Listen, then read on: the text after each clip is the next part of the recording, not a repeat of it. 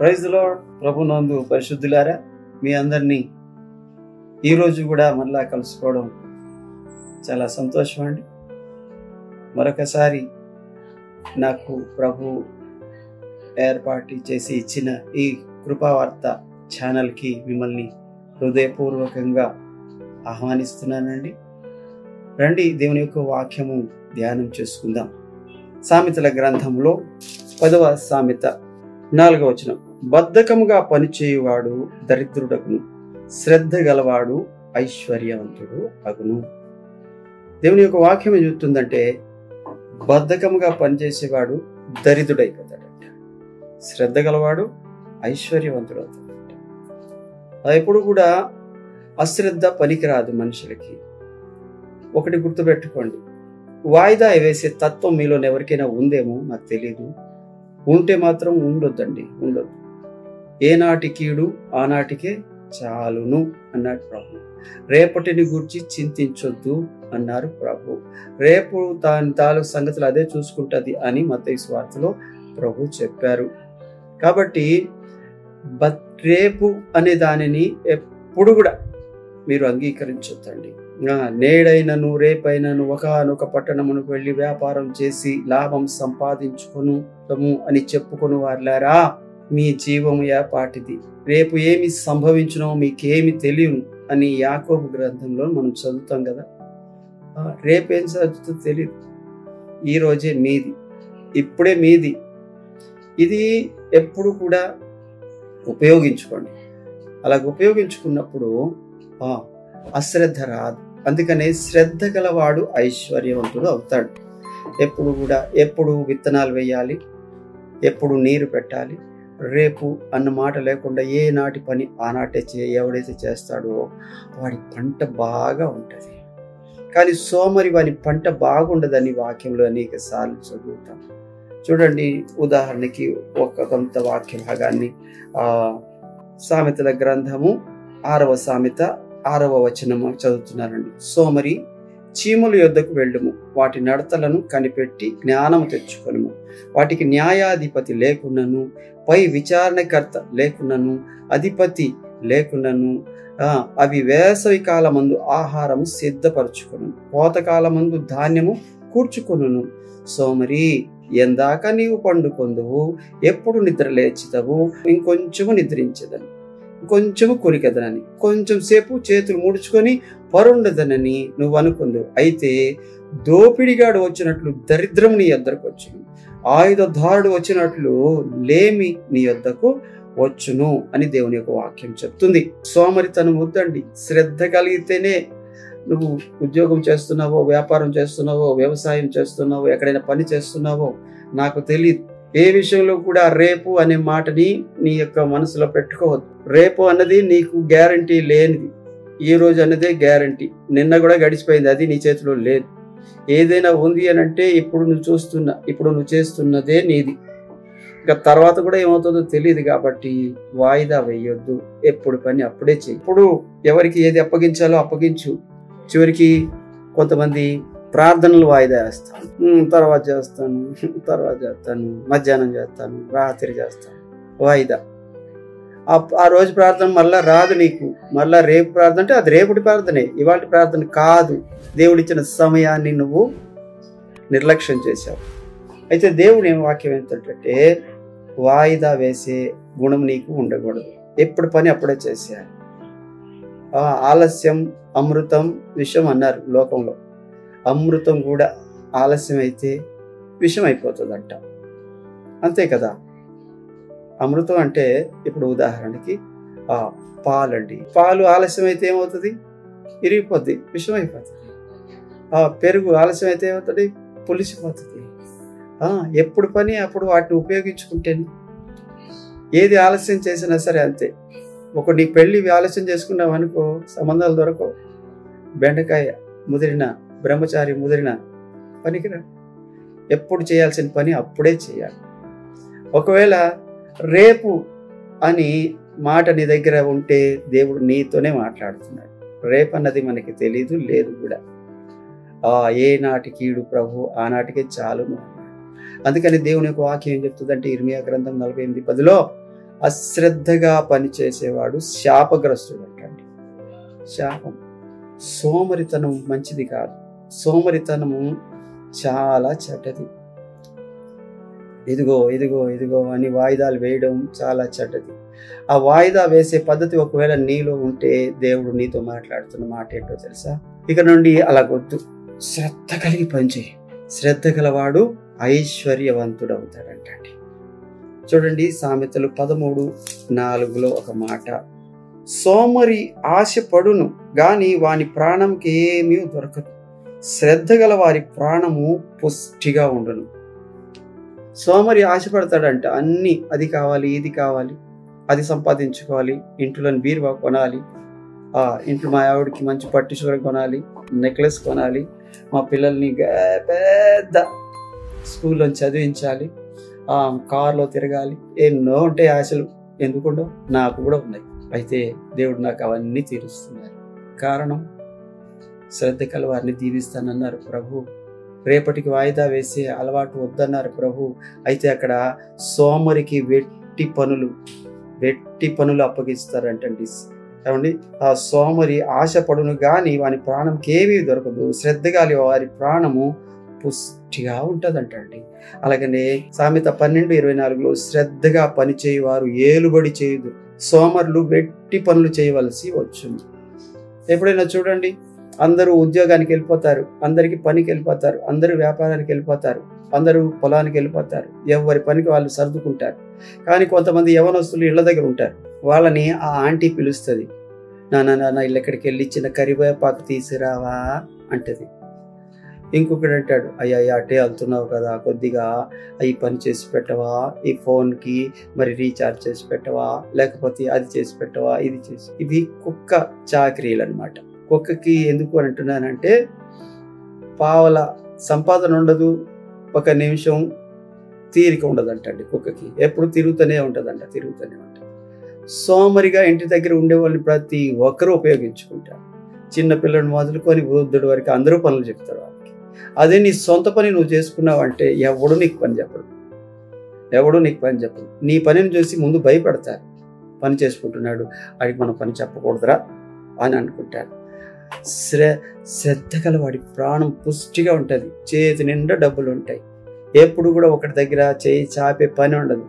మామ ఒక టీ ఇప్పించు, అరే నాకు ఒక 10 రూపాయలు ఉంటే అప్పివ్వు, ఇలాంటి బాధ ఉండదు. దేవుడు నీకు సామర్థ్యం ఇచ్చాడు, దేవుడు నీకు బలం ఇచ్చాడు, దేవుడు నీకు చక్కటి ఆరోగ్యం ఇచ్చాడు. ఇవి ఉన్నప్పుడే నువ్వు కష్టపడాలి, శ్రద్ధగా కష్టపడాలి, సంపాదించుకోవాలి, నువ్వు తినాలి, నీ కుటుంబాన్ని ఇందాక చెప్పుకున్నావే మంచి స్కూల్లో నీ పిల్లల్ని చదివించాలి, నీ భార్య యొక్క ఆశలన్నీ తీర్చాలి, నీ ఇంట్లో అవసరాలన్నీ తీర్చాలి. వాయిదా వేసేవాడు నష్టం చేసేవాడికి సహోదరుడని వాక్యంలో రాసింది. ఇలా వాయిదాలు వేసేవాడంట నష్టం చేసేవాడికి సహోదరుడంట. ఈ రోజున ఒకవేళ వాయిదాలు వేసే అలవాటు నీకుందా? రేపు చేద్దాంలే, వీడియో రేపు చేద్దాంలే, రేపు చూద్దాంలే, రేపు వెళ్దాంలే, రేపు మాట్లాడదాంలే, రేపు రేపు రేపు రేపు నీ చేతిలో లేనప్పుడు ఏం చేస్తావు? అందుకని దేవుని యొక్క వాక్యం చెప్తుందంటే ఇదిగో పుష్టిగా ఉండాలి. సామెతల గ్రంథము 21వ సామెత 5వ చరణం చదువుతుంది. శ్రద్ధ గల వారి యోచనలు లాభకరములు, తాలిమి లేక పనిచేయ వారికి నష్టమే ప్రాప్తించును.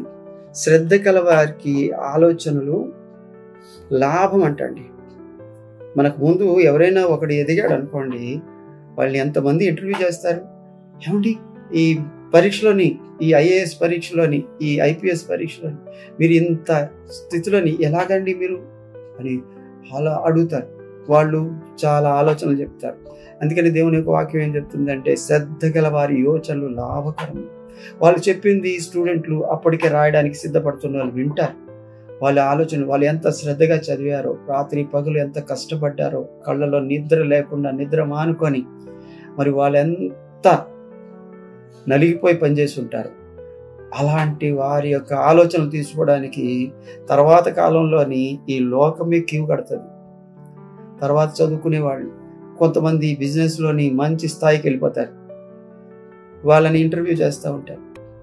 మీరు ఈ స్థాయికి రావడానికి ఏంటండి అంటే చెప్తాడు ఆయన, మాది చాలా దీన కుటుంబం అండి, మేము చాలా పేదవాళ్ళం అండి, మాకు ఒక్కొక్క పూటకి భోజనం కూడా ఉండేది కాదండి.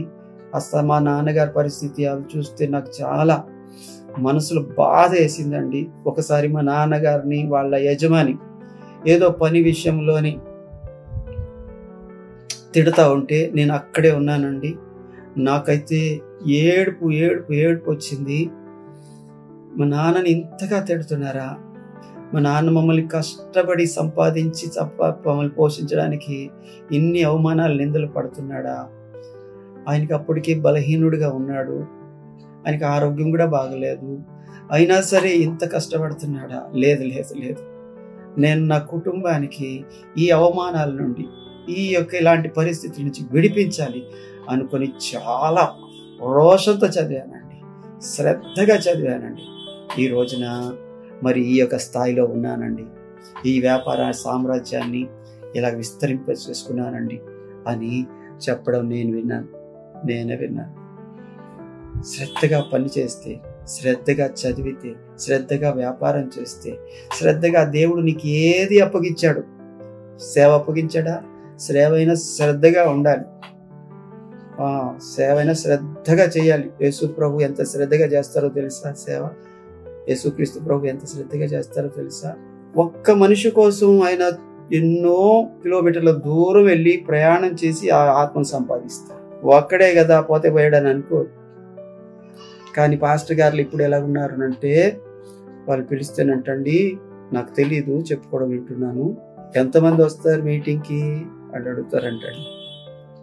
లైటింగ్ ఎలాగుంటుంది, మ్యూజిక్ ఎలా ఉంటుంది, సౌండ్ సిస్టమ్ ఎలా ఉంటుంది, నాకు అకామిడేషన్ ఎక్కడ ఇస్తారు, నా ఖర్చులు ఎంత ఇస్తారు, ఎలాగిస్తారు, ఇన్ని బేరాలు ఆడతారంటండి. నా ప్రభు అలాంటి వాడు కాదండి.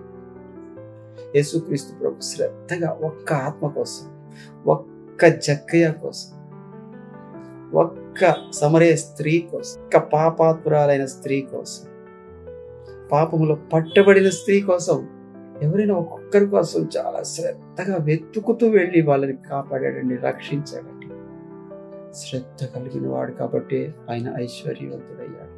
ఆయన దీన స్థితికి తను తాను తగ్గించుకుంటే ప్రభు ఏం చేశారంటే అన్ని నామముల కంటే పై నామానికి తీసుకెళ్ళిపోయారు. ఆయన ఎప్పుడు కూడా ప్రార్థనలో శ్రద్ధగా ఉండేవాడు. యేసు ప్రభు ఎప్పుడు కూడా ప్రార్థన నిరాకరించలేదు. ఎప్పుడు కూడా తండ్రితో మాట్లాడుతూ ఉండేవారు, ఎప్పుడు కూడా సేవ చేస్తూ ఉండేవారు, సువార్త ప్రకటిస్తూ ఉండేవారు. మరి ఈ రోజున మనం ఎన్నిసార్లు వాయిదాలు వేయలేదండి, ఎన్నిసార్లు వాయిదాలు వేయలేదు. చివరిగా ఈ మాట చెప్పి ముగిస్తాను. ఒక తండ్రి కొడుకు సువార్త చెప్పడానికి బయలుదేరితే వర్షం వచ్చింది, వర్షం గట్టిగా పడుతుంది. నాన్న అన్నారంట, వర్షం వస్తుంది కదరా, రేపు వెళ్దాంలే, ఇక వాళ్ళు వద్దులే అన్నాడంట. వాళ్ళ అబ్బాయి అన్నాడంట, నాన్న రేపు అన్నది మన చేతిలో ఉందా నాన్న? రేపు ఒకవేళ ఈరోజు సువార్త అందక ఎవరైనా చనిపోతే దానికి లెక్క మనం అప్పగించాలా అని అడిగాడంట. అప్పగించాలి కదరా, మరి వాయిదా వేస్తున్నావు ఎందుకు నాన్న అని అడిగాడంట. సరేలే పద అని చెప్పి రెయిన్ కోట్లు తీసుకున్నారు, గొడుగులు పట్టుకున్నారు, కరపత్రికలు పట్టుకున్నారు. వర్షంలోని వీళ్ళు వెళ్తుంటే మాత్రం జనం ఉండొద్దు అక్కడ, ఏ జనం లేరు, మరి ఎవరు లేరు వీధుల్లోని. అప్పుడు ఏం చేయాలి అని అంటే, వీళ్ళు ఏం చేస్తున్నారంటే ప్రతి ఇంటిని తలుపు కొట్టి ప్రేమగా నమ్రతగా వందనాలు చేసి చెప్తున్నారు, అయ్యా యేసు ప్రభు మిమ్మల్ని ప్రేమిస్తున్నాడు, ఇదిగోండి కరపత్రిక అని. అంత నమ్రతగా చెప్పినప్పుడు కొంతమంది ఇసుక్కునే వాళ్ళు ఉన్నారు, కొంతమంది తీసుకునే వాళ్ళు ఉన్నారు, కొంతమంది తీసుకొని పారేసే వాళ్ళు కూడా ఉన్నారు. కానీ ఆ బుడ్డోడు ఒక ఇంటికి వెళ్తే ఆ లోపల ఏం జరుగుతుందో తెలియదు, కానీ తలుపు కొడుతుంటే ఎవరదే అయ్యా ఒకసారి తలుపు తీయండి, ఎవరు ఏలో అయ్యా ఒక్కసారి, మళ్ళీ తలుపు పెట్టాడు 3 సార్లు 4 సార్లు విసిగించాడు. చివరికి లోపల నుంచి వచ్చాడు ఆయన. వస్తేప్పటికి బుడ్డోడు ఏమన్నాడంటే, అయ్యా నేను మీకు ఒక మంచి వార్త చెప్పడానికి వచ్చానండి, యేసు ప్రభు మిమ్మల్ని ప్రేమిస్తున్నాడండి, యేసు ప్రభు మీ పట్ల ఒక ప్రణాళిక కలిగి ఉన్నాడండి, ఆ వార్త అంతా ఇందులో రాసి ఉందండి, దయచేసి ఈ కరపత్రికని చదవండి అయ్యా అని ఆయన చేతిలో పెట్టాడు. తుర్రుమని వర్షాలు తాయి. ఎవరైడు అని కోపం వచ్చింది అతనికి. కోపం వచ్చినా సరే ఏదో చేతిలో పెట్టాడు కదా అని చెప్పేసి తీసి చదివాడు. చదివి అక్కడే కూలబడి బోర్నే ఏడుస్తున్నాడు. ఇంతకీ ఆ తలుపు కొడుతున్నప్పుడు ఆయన చేస్తున్న పని ఏంటంటే, ఒక తాడు మరి దూలానికి కట్టుకుంటున్నాడు. చచ్చిపోవడానికి ఒక తాడు దూలానికి కట్టుకుంటున్నాడు. ఆయన చనిపోవడానికి సిద్ధపడుతున్నాడు. ఆ సిద్ధపడుతున్న వ్యక్తి చేతిలోని దేవుని వాక్యం వెళ్ళింది. వెళ్ళి, నా బాధలలో ఇదే నాకు నెమ్మది కలగజేస్తుంది అని భక్తుడు అన్నట్టుగా వెంటనే ప్రభు యొక్క స్వరం. ఎందుకు మాట్లాడాడు తెలుసా దేవుడు ఆయనతో అని? ఈ బొడ్డోడి యొక్క శ్రద్ధ.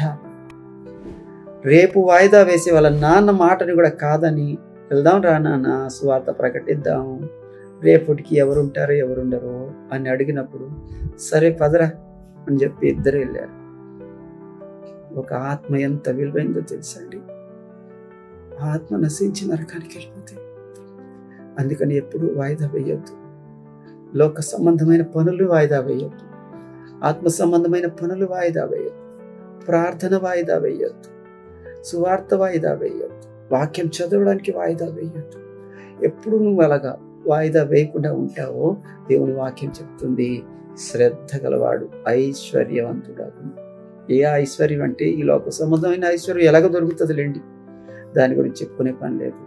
పరలోక సంబంధమైన ఐశ్వర్యం దేవుడు నీకు నాకు అనుగ్రహిస్తాడు.